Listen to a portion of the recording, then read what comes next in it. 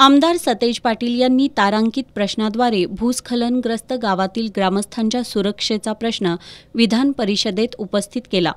राज्य शासनाच्या आपत्ती व्यवस्थापन विभागानं केलेल्या सर्व्हेनुसार कोल्हापूर जिल्ह्यातील 88 गावांना भूस्खलनाचा धोका असल्याचं निदर्शनास आलंय।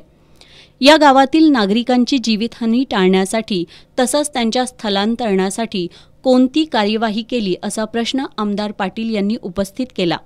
यावर दिलेल्या लेखी उत्तरात मदत आणि पुनर्वसन मंत्री अनिल पाटील यांनी मानवी वस्तीजवळ असणाऱ्या 13 भूस्खलन ठिकाणांवर पहिल्या टप्प्यात भूस्खलन सौम्यीकरण कामासाठी 83 कोटी 15 लाख रुपये खर्चाचा प्रस्ताव कोल्हापूर जिल्हा प्रशासनानं सादर केला असून त्या प्रस्तावावर कार्यवाही करण्यात येत असल्याचं सांगितलं।